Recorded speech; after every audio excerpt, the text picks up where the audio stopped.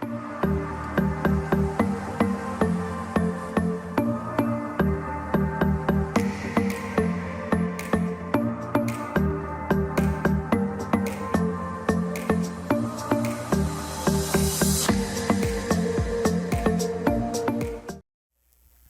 buenas tardes, sean todos bienvenidos a Comunidad Cristiana Emmanuel. Estamos muy felices de verlos acá. Mi nombre es Luis Salgado y bueno, quiero que si es la primera vez que vienes para acá o llevas poco tiempo viniendo, esta es nuestra casa y queremos que tú también te sientas como en tu casa. Si vienes porque alguien te invitó, siéntete muy afortunado porque esa persona quiere algo especial para ti, quiere que tú también crezcas, que tú también tengas una vida plena. Y el día de hoy quiero que sepas que es muy importante que estés acá. Dios tiene un propósito para ti en este día, es su plan que tú hayas estado acá y quiere que te lleves un mensaje poderoso. Fíjense, la semana pasada estuvimos hablando y comenzamos con nuestra serie OK. Esta serie es, cuando hablamos de ella, pensamos en justamente esta palabra. Decimos como que, ¿qué es OK? Y bueno, estábamos viendo de que OK significa generalmente en todos los idiomas como que está bien, vale, de acuerdo. Y bueno, justamente la semana pasada hablábamos sobre una de las teorías que decía del origen de esta palabra. Y hablábamos de la Guerra Civil de Estados Unidos. En la Guerra Civil se decía que cuando estas dos facciones estaban peleando y llegaba un día en el que no habían muertos, escribían en una pizarra 0 killed, que significaba 0 muertos. Eso después se llevó al OK porque iban abreviando las palabras de 0 y de K y llegamos a lo que significa OK. Entonces fíjense, cuando era visto eso como algo bueno, porque existía, decían, oye, hoy es un buen día porque hoy hubo 0 muertos, ¿sí? Eso se fue traduciendo como a, estamos bien, esto está bueno. Y fíjense, por ejemplo, cuando hablamos justamente la semana pasada de OK, nos referíamos a que todas las personas queremos estar OK. Es decir, queremos estar bien en la salud, queremos también estar bien en nuestra vida con las demás personas, en nuestra relación, en nuestra área profesional, en nuestra área económica también, y también, cómo no, en nuestra vida espiritual. Y Dios quiere que estemos OK en todos los aspectos de nuestra vida. Era justamente lo que hablábamos la semana pasada. Decíamos, Dios también quiere que tú estés OK. Y bueno, estábamos viendo que justamente, aunque Dios quiere lo mejor para nuestra vida, nosotros muchas veces nos boicoteamos. Y perdemos esa bendición. ¿Por qué? Porque tenemos una mentalidad de esclavos. Así como lo que vemos aquí en esta representación. Fíjense, cuando hablamos de esclavitud, la semana pasada, nos referíamos justamente a esos pensamientos que nos atan a cosas del pasado. Es decir, pensamientos de, bueno, ya yo hago estas cosas así, a mí me dijeron que yo era esto, y se quedan en nuestra cabeza, se convierten en una esclavitud para nosotros. Fíjense, cuando justamente hablamos de esto, mencionamos a lo que era el pueblo de los israelitas, que estuvo 400 años como esclavos en Egipto. Entonces, si nos ponemos a pensar un poco en esa historia, 400 años es mucho tiempo. Imagínense ustedes, una de las generaciones como a mitad del tiempo que estuvieron como cautivos, que ellos nacieran, ¿ok? En el año 200, después de que empezaron a ser cautivos como esclavos. La gente que naciera ahí, los adolescentes de esa época, ¿qué iban a pensar? Nacían y decían, soy un esclavo. ¿Por qué? Porque era lo que te decían. Tus papás te transmitían eso, te decían, hijo, tú eres un esclavo. Somos esclavos, tenemos que servir sin tener una paga. Se lo decían entre ellos. Y al final, esa mentalidad de soy esclavo, soy esclavo, soy esclavo, se va arraigando. Y fíjense, hubo un día en el que los israelitas justamente dijeron, lamentamos demasiado nuestra situación como esclavos y clamaron a Dios. Y dicen que cuando clamaron a Dios pidiendo ayuda, Dios agarró y los escuchó y decidió sacarlos de ahí. Gracias a Moisés, que Moisés fue el que los lideró en esa salida. Y comentábamos que esa mentalidad de esclavitud muchas veces no nos permite justamente orar de manera atrevida. ¿Por qué? Porque creemos que algunas cosas no son para nosotros. Pensamos de forma equivocada que hay algo que no nos corresponde, entonces no pedimos a Dios de forma atrevida, como que quiero esto, que son cosas buenas al final. Y fíjense, nombramos también a Jabes, que Jabes, ¿quién era? Era un hombre que no pertenecía ni siquiera a ese pueblo escogido de Dios, sino que era alguien de otra tribu. Y Jabes tiene una particularidad, que su mamá desde el mismo inicio le puso ese nombre, ¿sí? Ese nombre significaba dolor y tristeza. Entonces, imagínense ser etiquetados desde el principio como dolor y tristeza, diciéndote que tu vida va a ser de dolor y tristeza. Bueno, Jabes no se creyó esto y dice que invocó, clamó el nombre de Dios y le dijo, bendíceme. Y dice que Dios le concedió su petición. Entonces quedamos con lo siguiente: ¿oras como príncipe o como esclavo? ¿Te comportas como príncipe o como esclavo? Y fíjense, hoy vamos con la segunda parte de esta serie, ¿sí? Que es batallas.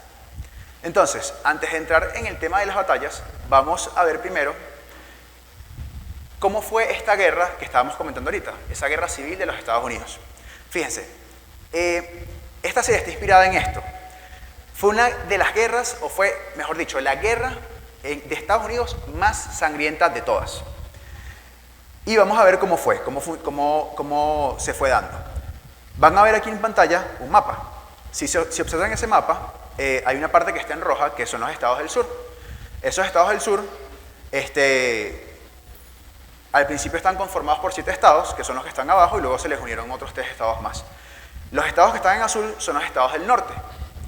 Y los estados en amarillo son territorios que no habían sido todavía conquistados. Es decir, estaban todavía bajo dominio de nativos americanos, ¿sí? No habían ellos todavía llegado como a esas tierras. Entonces, fíjense, hay que entender cómo era Estados Unidos en esa época. Primero,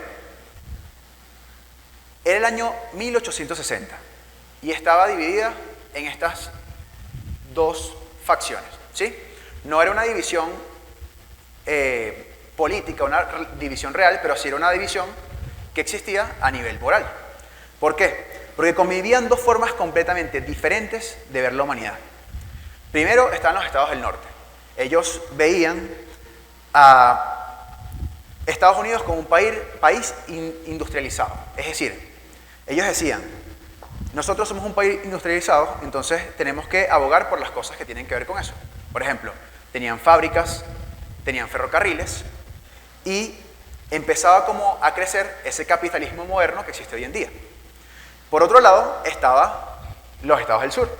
¿Qué eran los estados del sur? Eran estados que principalmente su economía no estaba tan diversificada y estaba más centrada en la agricultura.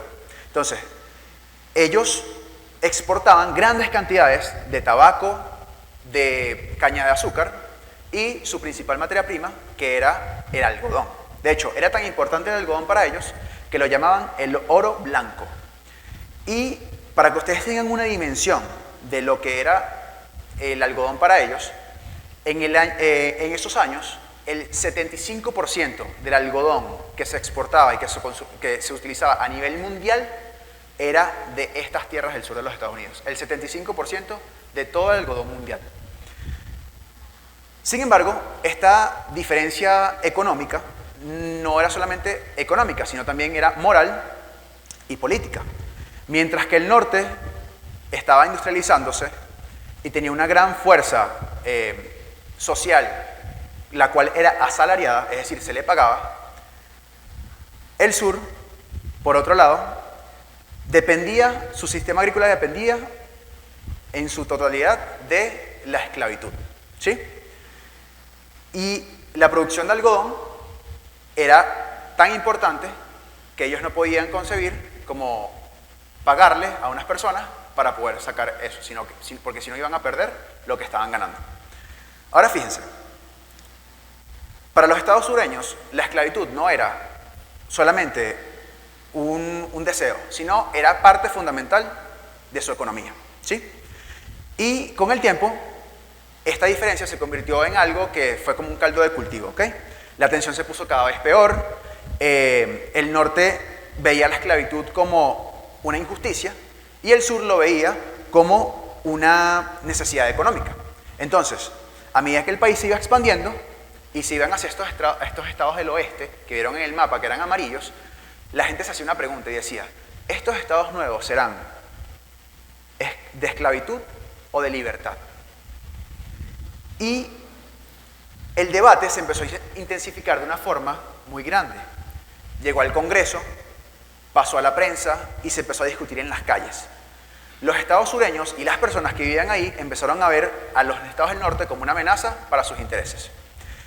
Y la tensión llegó a su punto máximo este año, en el año 1860. ¿Qué pasó en ese momento? El presidente de los Estados Unidos, que fue electo, fue un hombre llamado Abraham Lincoln, el cual estaba completamente en contra de la esclavitud. Y justamente los estados del sur se sintieron amenazados por esa victoria de Lincoln en las elecciones. Y decidieron, un mes antes de él tomar posesión del cargo, independizarse. Es decir, dijeron, nosotros somos 7 estados libres. Y entonces, cuando esto pasó, el norte tomó la decisión de formar un ejército. Y el sur rápidamente, al ver este movimiento del norte, decidió negociar. Es decir, quería firmar la paz. Y le ofreció a Lincoln lo siguiente, le dijo, mira, te vamos a dar una cantidad generosa de dinero y tú nos vas a dar los 7 estados completos. Pero Lincoln, él no quería gobernar sobre una porción solamente de los Estados Unidos, sino que quería completamente todo el país que le fue dado en el momento que lo eligieron. Y dijo que no. Y entonces, fíjense, este momento en el que Abraham Lincoln, él está ahí como que le ofrecen esto y le dicen, no, te vamos a dar este dinero para que tú ya tengas, nos puedas dejar ser libres y nosotros mantener nuestro sistema anterior. Él dice que no y dice, yo abogo por la unión. Y entonces la guerra fue inevitable. ¿Por qué? Porque el norte quería la unión y el sur quería la esclavitud. Entonces fíjense, con eso llegamos a estas batallas. Fíjense, en la guerra civil estadounidense hubo más de 10.000 batallas. Fueron 4 años con 10.000 batallas. ¿Cuántas personas creen ustedes que habrán muerto ahí? Si en cada batalla, supongamos que muere alguien. Imagínense lo importante que era cuando esos hombres regresaban al cuartel y escribir 0 muertos en las pizarras. Después de pasar días luchando y contando a los compañeros muertos, a los compañeros heridos, llegar un día y poner en la pizarra 0 muertos. Y fíjense este dato.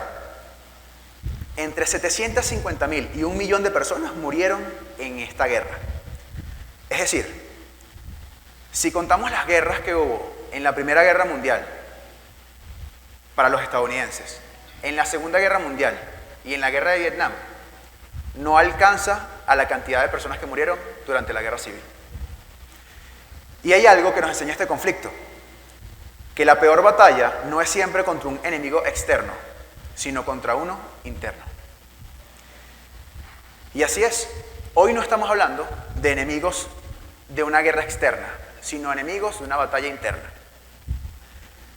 La guerra más difícil que enfrentarás no va a ser contra personas. No es contra un vecino, no es contra un compañero de trabajo, contra un jefe, contra un familiar, sino es contra nuestra propia naturaleza. Es decir, nuestros impulsos, nuestros deseos, y que son finalmente las que muchas veces nos arrastran a perder las batallas. OK significa 0 bajas, 0 muertes. Y yo te pregunto, ¿cuántos de nosotros podemos decir que tuvimos un día sin bajas? Es decir, ¿cuánto podemos decir que tuvimos un día sin perder batallas? La realidad es que muchas veces caemos, pero Dios nos ha dado todo lo que necesitamos para pelear. ¿OK? Fíjense, la vida cristiana es una constante lucha entre el bien y el mal.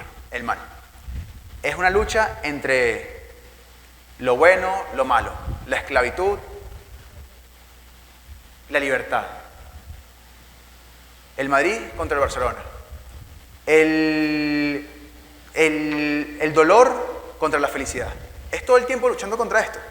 Y nosotros, la diferencia es que estas luchas no son luchas que vemos, no son luchas que tenemos ahí para nosotros saber cuándo que nos podemos retirar. No, son luchas que no vemos y armas que son invisibles a los ojos. De hecho, las batallas espirituales, este tipo de batallas, son mucho más duras porque no acaban jamás. Entonces, fíjense, cuando hablamos de batallas diarias, son batallas que no vemos con nuestros propios ojos. Muchos días estamos en un campo de batalla y no nos damos cuenta. Pero no se trata de una guerra física, sino se trata de una guerra que es espiritual. Y estas batallas ponen a prueba nuestra fe. Fíjense esto lo que dice Efesios 6:12. Porque nuestra lucha no es contra seres humanos, sino contra poderes, contra autoridades, contra potestades que dominan este mundo de tinieblas, contra fuerzas espirituales malignas en las regiones celestiales. ¿Y qué significa esto? Significa que no peleamos contra personas, sino que peleamos contra mentiras, tentaciones, emociones descontroladas y pensamientos que no vienen de Dios. Las batallas espirituales ocurren en nuestra mente, en nuestro corazón y al final se ven con nuestras acciones. Ocurren cuando tenemos que decidir entre lo que Dios quiere que hagamos y lo que nosotros en nuestra humanidad deseamos hacer, ¿sí? Son diarias, son constantes y muchas veces ni siquiera nos damos cuenta de que existen. Ahora, ¿por qué peleamos estas batallas? ¿Por qué existen estas batallas? Primero, porque tenemos una naturaleza pecaminosa. Es decir, desde el principio, Adán y Eva pecaron y nuestra carne tiene una inclinación natural hacia eso, hacia el pecado. Y Pablo lo explica muy bien en la Biblia. Él dice, lo que sé que está bien, no lo hago. Y lo que sé que no está bien, lo hago. Aún sabiendo que está bien y que está mal. Y hay una lucha constante por lo que Dios quiere hacer para nosotros y lo que al final nosotros queremos hacer por nuestra propia cuenta porque es como lo que nosotros deseamos, ¿sí? Ahora, otro motivo. ¿Por qué existen estas batallas? Porque el enemigo quiere alejarnos de Dios, ¿sí? El enemigo no necesita destruirnos con un arma real, con un ataque que sea visible. Le basta con distraernos, con debilitarnos y con susurrarnos cosas al oído para que creamos lo contrario a lo que Dios quiere contarnos a nosotros. Fíjense, si logra Él entrar en nuestra cabeza y perdemos estas pequeñas batallas todos los días, al final Él terminará consiguiendo la victoria. Y otro motivo es porque estamos llamados a ser más como Cristo.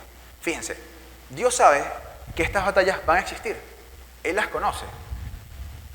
Pero Él usa estas batallas para que nosotros nos moldeemos, ¿sí? Para fortalecer nuestra fe, para hacernos más semejantes a Jesús.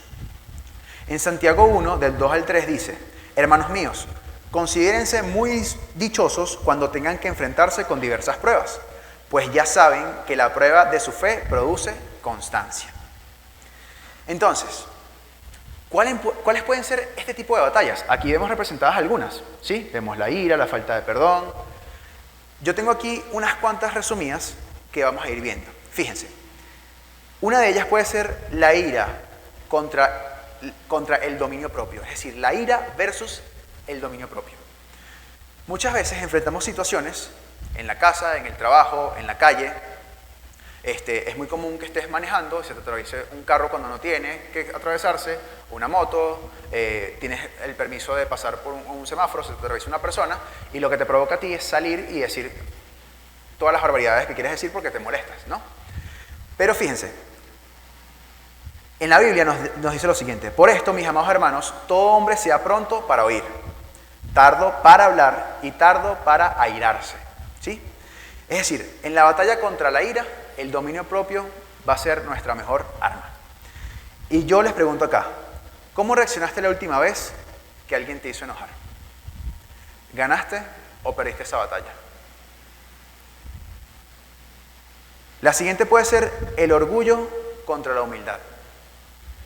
Muchas veces la autosuficiencia y el creer que sabemos todo nos hace montarnos nosotros mismos en un pedestal. Y esto es una actitud muy peligrosa. Nos hace pensar que no necesitamos ni de Dios ni de los consejos de las demás personas. Pero la Biblia nos recuerda lo siguiente: antes del quebrantamiento es la soberbia, y antes de la caída, la altivez de espíritu. Es decir, esta altivez y esta soberbia lo que nos va a hacer es caer al final. Cuando nos rendimos a Cristo, vencemos el orgullo y encontramos la verdadera libertad en la humildad. Cuando alguien te dice que has hecho algo malo, ¿cómo reaccionas? ¿Cómo respondiste? ¿Con orgullo o con humildad? ¿Estás esperando a que te diga algo para tú responder rápidamente o te tomas el tiempo de escuchar sus palabras, de pensar lo que te está diciendo y después responder? Otra de las batallas es la mentira versus la verdad. En la cultura actual está muy normalizada la mentira. De hecho, se miente muchas veces para evitar conflictos. Y aquí les quiero venir con dos historias que me pasaron justamente esta semana. Fíjense, al principio de la semana yo fui a hacer mercado. Entonces fui con los abuelos de mi esposa. Cuando fuimos llegamos al sitio, yo fui agarrando mis cosas y ellos venían a buscar algo que ahí no estaba. Entonces me dijeron, no, vámonos de aquí, vamos para otro. Entonces yo les digo, bueno, ya, déjame pagar esto, porque ya había perdido que sí, unas cosas en charcutería. Entonces agarro y me voy a hacer la fila en uno de los pasillos que están en el supermercado. Cuando me pongo en el pasillo, estoy detrás de una persona, un hombre que está ahí como que esperando también. Entonces yo me pongo así, todo tranquilo, empiezo a ver como las estanterías, los productos que hay, empiezo a leer las cosas, estoy muy intranquilo en ese momento. Y de pronto, no sé por qué, yo observo justamente en ese momento que al lado de este hombre habían como unos caramelos que estaban aquí. Y veo que él agarra uno así con la mano. Lo agarra enseguida y se agacha, como para guardarlo en la cesta que él tenía. Pero lo que hace es agarrar la cesta como con la mano y se guarda, justamente cuando lo está levantando, se guarda el caramelo en el bolsillo. Y yo me puse como que, miércoles, ¿y ahora qué hago? No sé si les ha pasado algo así, porque es una lucha increíble, porque uno dice, ¿qué hago? ¿Me meto en este problema? ¿Digo algo? ¿No digo nada? Yo por dentro me sentía como que si me estuviesen apuntando con un arma a mí mismo. Porque yo decía, es que si yo no digo nada soy un cómplice. Porque yo estoy viendo la maldad que la están haciendo. Y entonces yo desde ese momento, hasta el momento que salí del mercado, estuve todo el tiempo pensando en eso. Mira, yo llegué a la caja registradora y estaba súper nervioso. Me preguntaban la clave de la tarjeta y la decía mal. Me preguntaban alguna cosa y la decía, y tardaba un rato pensando como que tal cosa. No estaba como en mis cabales, ¿ok? Y todo el tiempo estaba pensando qué decir. Llegué hasta la puerta con el guardia y pensé en el momento como que ¿será que se lo digo a este guardia? Como que mira, cuidado con aquel. No sé, al final no lo pude hacer. Me detuve completamente, o sea, me quedé paralizado. Y es muy difícil porque es una lucha constante de la verdad contra la mentira. Y otra cosa que me pasó también es que nosotros tenemos un grupo de fútbol donde jugamos todas las semanas. Entonces, vamos a unas canchas que tenemos que pagar, son unas canchas que nos alquilan por 2 horas y cuesta $100 la hora. Entonces, lo que pasa con esto es que la cancha se paga entre todas las personas que van allá, ¿sí? Cuando son 20 personas, pagamos $5 cada uno. Entonces, al final, a mí no me gusta como que, por ejemplo, tener que pagar la cancha y que las personas me tengan que pagar a mí porque después tengo que estar detrás de ellas. Hay gente que no paga el mismo día, que paga el día siguiente, que paga a la semana siguiente, entonces es muy fastidioso. Y entonces yo me pongo como que yo no quiero que esto me pase a mí. Entonces, ¿qué yo les dije a ellos? Yo les dije, miren muchachos, yo necesito que antes de jugar todos me transfieran a mí y todos me paguen. Si van a llegar a la cancha me tienen que llegar pagándome, ¿ok? Porque yo no tengo para pagar toda la cancha en el momento. Y entonces necesito que todos me paguen para poder yo ir a pagar la cancha.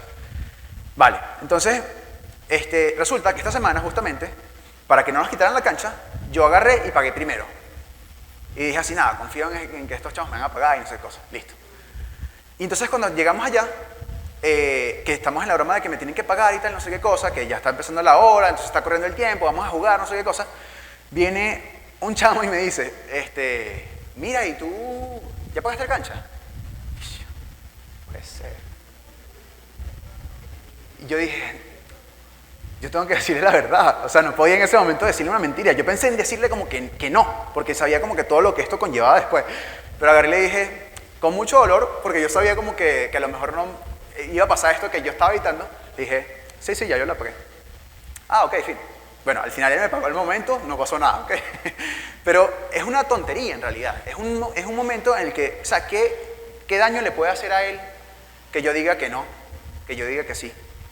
En realidad es algo que es muy poco relevante, ¿sí? Pero al final eso va forjando en nosotros un carácter. Al final esas pequeñas mentiras se van convirtiendo en una costumbre, en un hábito. Y terminamos haciéndolo en otras situaciones. ¿Por qué? Porque yo sabía que ahí no me convenía decir la verdad. No me convenía. Yo sabía que al final a lo mejor podía pasar que entonces no me iban a pagar en el momento. Iban a tardar después una semana en pagarme. Pero yo decidí en ese momento decir la verdad, porque era lo que era correcto. Entonces fíjense, yo les pregunto aquí en esta, ¿consideras que puede ser llamado una persona íntegra? Una persona honesta. Otra de las luchas es el resentimiento contra el perdón. Nada esclaviza más que el rencor. El enemigo lo que quiere es que nos mantengamos todo el tiempo con las heridas abiertas, ofendidos todo el tiempo por los que nos dijeron. Y lo repitamos, y lo repitamos, y lo repitamos en nuestra cabeza. Es que me hizo esto, es que me trató así, es que me hizo sentir esto, es que me trató así, y lo repetimos todo el tiempo. Y eso es lo que él quiere. ¿Por qué? Porque cada vez que nos lo dice, nos hace sentir mal y nos hace crear ese rencor dentro de nosotros. Pero Dios nos llama a perdonar. Fíjate, nos dice, perdonar no es olvidar, ¿ok? Es soltar una carga. Y cuando lo hacemos, nos estamos liberando a nosotros mismos. Yo te pregunto acá, ¿a quién necesitas perdonar hoy para ganar esa batalla? En este momento estás pensando en alguien con el que estás ofendido y no terminas de perdonar. Es una batalla que estás librando ahorita. Es una batalla de la que tienes que estar consciente. Ahora fíjense esta. Esta a mí me ha fastidiado mucho últimamente. La lujuria versus la pureza. Y yo les digo algo. Hace un tiempo yo tomé una decisión de hacer un detox de las redes sociales. Es decir, desintoxicarme de las redes sociales. Entonces, al final, lo que decidí fue, mira, yo quiero quitar esto de mi vida. ¿Por qué? Porque pierdo mucho tiempo. No sé, a veces veo cosas que me hacen sentir mal, me empiezo a preocupar por cosas por las que no tengo que preocuparme. Entonces agarré y dije, yo voy a quitar esto de aquí. Entonces lo que hice fue que no las desinstalé de mi teléfono, pero las metí en una carpeta donde es más difícil llegar, ¿sí? Está como en una página al final y tengo que meterme en una carpeta e ingresar ahí. Es como un proceso un poco más mecánico que tengo que hacer, ¿sí? Porque a veces cuando lo tienes en la pantalla principal es muy fácil como que desbloqueo el teléfono y entro enseguida. Entonces me puse como una serie más de pasos para estar más consciente de que, oye, voy a ir a esta aplicación a ingresar para verla. Y bueno, no sé si ustedes han visto últimamente, si eres un hombre y estás más o menos en mi edad, ¿ok? Puede ser que te sientas identificado con esto.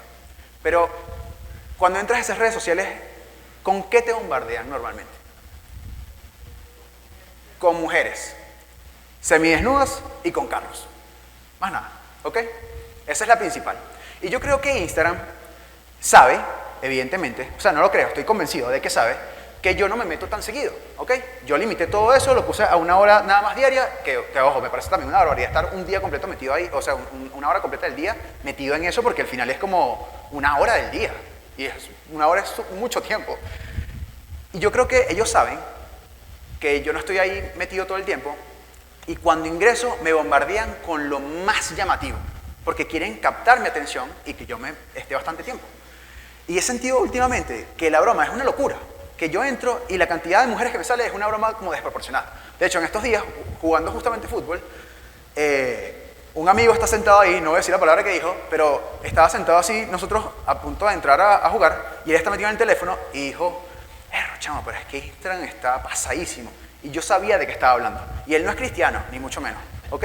Pero él sabía, hasta él mismo siente como la cantidad de bombardeo que le llegaba. Y fíjense, Estamos en un mundo donde la inmoralidad se nos está presentando muy fácil. La vemos en las pantallas todo el tiempo. Y es una lucha en cada anuncio, en cada publicación, y tenemos que estar conscientes de esto, porque cada vez que ingresamos y la vemos, tenemos que estar prestos para decir, esto no está bien, y quitarlo rápido. Yo, gracias a Dios, he llegado a un punto en el que cuando la veo, de verdad, es como que si alguien me insultara en el momento, porque lo veo y digo, Dios mío, ¿qué es esto? Y la quito enseguida. Es una cosa como que hasta ahí llegó el momento mío de Instagram, de verdad. Y entonces, claro, después vuelvo a ingresar y yo lo que, oye, hermano, yo lo que quiero es ver Pokémones en mi aplicación. Yo no quiero estar viendo mujeres, déjame tranquilo, déjame en paz, yo estoy casado, ¿sabes? Pero ellos saben qué es lo que engancha. Ellos saben en qué te quedas metido ahí. Y yo le pregunto a ustedes, ¿qué decisiones tomas en las redes sociales? ¿Estás alimentando tu espíritu o tu carne? Y fíjense, lo importante de todo esto, de estas batallas, es que cada batalla que ganamos nos hace más fuertes espiritualmente. Y eso es un hecho. Para mí, el momento en el que me preguntaron si yo había pagado la cancha y dije que sí, fue una batalla en ese momento, entre decir la verdad y decir la mentira. Y cuando yo dije la verdad, un segundo antes de decirla, yo no quería decirla, pero cuando lo dije después me sentí bien y no me importó en lo más mínimo. Y es una pequeña batalla, pero al final esa pequeña batalla me hace más fuerte espiritualmente, forja mi carácter. Ahora, como cristianos, no podemos ser incoherentes. Es decir, el conflicto de la guerra civil fue algo increíble. Era impresionante ver cómo prácticamente dos visiones completamente diferentes del mundo estaban en el mismo territorio. El norte tenía una visión unificada, industrializada y sin esclavitud. Y el sur, por el contrario, tenía una visión de una sociedad agrícola basada justamente en la esclavitud, ¿sí? Porque era parte esencial de su economía. Fíjense esto, durante la Guerra Civil de Estados Unidos, el conflicto no fue solo por territorio, sino por una diferencia de visión sobre el futuro de la nación. Y es que ellos querían justamente algo completamente diferente y no podían coexistir en el mismo territorio. La guerra estalló porque no se puede construir una nación con dos visiones diferentes. ¿Ok? Ahora piensa en tu vida. ¿Cuál es tu visión? Tú dices que quieres hacer el bien. Tú dices que eres cristiano, que sigues a Jesús, que quieres parecerte más a Él. Pero entonces dices mentiras cuando te conviene. No manejas la lujuria y permites pensamientos que son impuros. Te dejas llevar por la ira y lo que haces es justificar lo que has dicho, lo que has hecho. No perdonas, guardas rencor y vives con resentimiento. Esto, amigos, es una incoherencia. Dios no quiere que tú vivas con una doble visión. Es decir, tú no puedes desear la libertad y aferrarte a la esclavitud. No puedes decir que eres seguidor de Jesús, pero seguir actuando como si no lo fueras. En Mateo 6:24 dice lo siguiente: nadie puede servir a dos señores, porque aborrecerá a uno y amará al otro. O peleamos por la libertad o seguimos en la esclavitud. No hay neutralidad. No hay ninguna forma de ser neutral en esta batalla. Y sabes, mira esta verdad. Es una guerra muy difícil. No podemos ganar estas batallas solos. Los soldados en la guerra no peleaban sin armas, sin estrategias y sin un plan. Y de la misma forma, nosotros tampoco podemos enfrentar nuestras batallas sin estar preparados y sin la ayuda de Dios. Dios, al final, nos da el poder para nosotros poder enfrentar estas batallas. Jesús no solo nos da la fuerza, sino que ya venció por nosotros. Fíjense, en Filipenses 4:13 dice: todo lo puedo en Cristo que me fortalece. Es decir, que esas batallas podemos lucharlas y podemos ganarlas. Ahora, quiero hablarte sobre el general Robert Lee.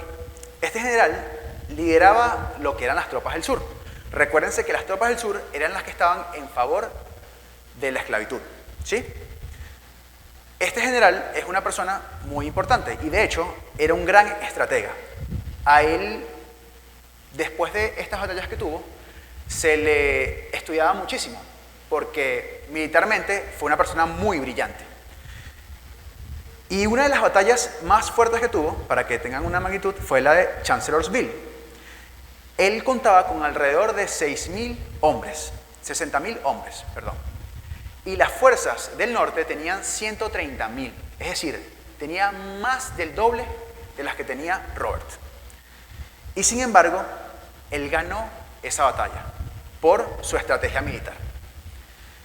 Ahora fíjense, a través de todas las cosas que él vivió, la guerra es algo muy fuerte, es algo muy cruel, ¿sí? Los estados del norte se dieron cuenta de que para terminar de asfixiar a los estados del sur tenían que hacer cosas que eran muy fuertes. Por ejemplo, ellos primero les cerraron todas las salidas marítimas del mar, ¿ok? Las salidas que tenían en puertos del mar para poder comerciar con los estados de Europa, ¿sí? Todo el algodón iba para Europa, iba para Asia, y ellos le cortaron todas esas salidas marítimas que tenían en ese momento. Y por la parte de la tierra, empezaron a sitiarlos y a quemar todas las plantaciones de algodón. Es decir, arrasaron con absolutamente todo. Buscaban de todas las maneras irlos debilitando, porque si ellos no tenían dinero, no podían comprar armas, no podían luchar. Y se dice que a pesar de que este hombre, Robert, estaba luchando con los estados del sur, él eventualmente iba a terminar liberando a los esclavos. ¿Por qué? Porque cuando él se casó, obtuvo 150 esclavos de su esposa, que ella a su vez los había heredado de su papá. Y nada más al empezar la guerra, al año de haberla empezado, él decide liberar estos 150 hombres. Y siendo un hombre que batallaba por las guerras del sur. Ahora, ¿por qué entonces peleaba? Dicen que era por un sentido regional. Él sentía, bueno, yo soy del sur y yo voy a defender al sur del norte, de lo que ellos están creando, de la visión que ellos tienen, ¿sí? Entonces, lo que pasó aquí es que el general Robert se dio cuenta poco a poco que ya no iba a poder ganar la batalla. Y al final, la guerra termina cuando él se rinde, cuando fue rodeado y debilitado, ¿sí? Él no murió en batalla, sino que decide rendirse. Y en la guerra civil, el final llegó con esta rendición de Robert. Y eso es lo que vemos comúnmente. Cuando vemos dos estados que están luchando, o dos facciones que están luchando, la guerra termina cuando uno se rinde. Y podemos decir que el lado que no se rindió es el victorioso. Pero en la vida espiritual no funciona así. Las batallas espirituales comienzan con la rendición de nuestro ego, de nuestros deseos, de nuestra entrega total a Cristo y a su plan para nuestra vida. Nosotros muchas veces nos aferramos a nuestras propias estrategias, intentamos resolver las cosas a nuestra manera, como se nos fue enseñado, pero no podemos ganar esta batalla solos. Y muchos hacen lo mismo que Robert y no se rinden hasta que todo está arrasado. Nos resistimos a entregarle las cosas a Dios, a entregarle el control, y luego la vida nos enfrenta con la realidad. Tienes una relación de pareja que se está derrumbando porque no hiciste las cosas correctamente. Tu vida económica está hecha un desastre porque lo que obtuviste no lo supiste administrar bien. Tu paz se ha ido completamente porque estás intentando cargar con todo tú solo. Y Dios no quiere esto. Dios quiere que tú te des cuenta, antes de que todo esté arrasado, de que es una batalla que no puedes ganar y que necesitas su fuerza. Ahora, ¿qué queremos que hagas? Fíjate, después de reconocer las batallas que enfrentamos diariamente, es fundamental saber cómo pelearlas. No podemos entrar en una guerra sin tener una estrategia. Y hoy ustedes se van de aquí sabiendo que tienen una batalla o muchas batallas todos los días. Fíjense, aquí hay 4 claves esenciales para la victoria en nuestra batalla espiritual. Primero, vigila tu mente. Todo comienza con los pensamientos. La forma en la que pensamos va a determinar nuestras acciones y decisiones. Fíjate lo que dice Marco Aurelio. Dice, nuestra vida es lo que nuestros pensamientos hacen de ella. Es decir, debes decidir constantemente qué vas a dejar entrar en tu mente, qué vas a dejar entrar en tu corazón. Es una lucha diaria. Llénala de la verdad de Dios, de lo que Dios dice que tú eres, no de lo que otras personas dicen o lo que el mundo dice de ti. Segundo, fortalécete con la palabra de Dios. La Biblia no es solamente un libro, sino que es un arma que podemos utilizar. Cuando Jesús fue tentado en el desierto, ¿Él cómo luchó? No fue con una batalla física, no fue con golpes, sino que fue declarando la verdad que estaba en las Escrituras. Tercero, no pelees solo. La guerra no se gana en solitario. Un hombre que está solo en el campo de batalla es una presa fácil. De la misma forma, un cristiano sin comunidad, sin apoyo, sin amigos saludables, es mucho más vulnerable de caer. Rodéate de personas que te ayuden a crecer en la fe, de amigos que de verdad te sumen, de un mentor, de una iglesia, de una comunidad que te haga crecer. Necesitas personas así que te animen y que te ayuden a estar firme en la batalla. Y cuarto, confiesa tus errores y reconoce a Jesús como tu Señor. La batalla más grande que enfrentas hoy en día es contra el pecado. Nosotros no podemos vencer con nuestras fuerzas, sino que necesitamos la ayuda de Jesús. Y yo creo que la verdadera victoria comienza cuando lo reconocemos y decimos, Señor, cometí este error. Señor, aquí he pecado. Lo reconozco y reconozco que necesito tu ayuda. Fíjate, Romanos 10:9 dice lo siguiente. Si confiesas con tu boca que Jesús es el Señor y crees en tu corazón que Dios lo levantó de entre los muertos, serás salvo. Y la guerra espiritual no es solamente luchar mejor, sino rendirse completamente ante Dios. Queremos que nuestra vida esté ok. Queremos que al final del día podamos decir, Señor, luché todas esas batallas y las gané gracias a ti. ¿Lo queremos? Debemos entonces rendirnos ante Jesús. La rendición a Jesús no es perder, es ganar la mayor victoria de todas, la vida eterna. ¿Y qué tal si hacemos esto último? Cierra tus ojos, inclina tu rostro y vamos a orar por esto. Señor Jesús, hoy reconozco, Señor, que muchas veces me he dejado llevar por esos impulsos que no vienen de ti, Señor. Que son impulsos que vienen de mi humanidad, de las cosas que muchas veces he pensado que es lo correcto que hay que hacer, pero no me he parado en un momento a pensar qué es lo que tú quieres que yo haga en esa situación, Señor. Papá, te pido que me mires en todas esas batallas diarias, Señor. Que tú me ayudes, Señor, a identificarlas, que tú me ayudes a batallarlas, Señor. Quiero entregar estas cargas a ti, Señor. Quiero decir la verdad cuando tengo la oportunidad, Señor, aún en mi contra, Señor, porque sé que eso forja mi carácter, Señor.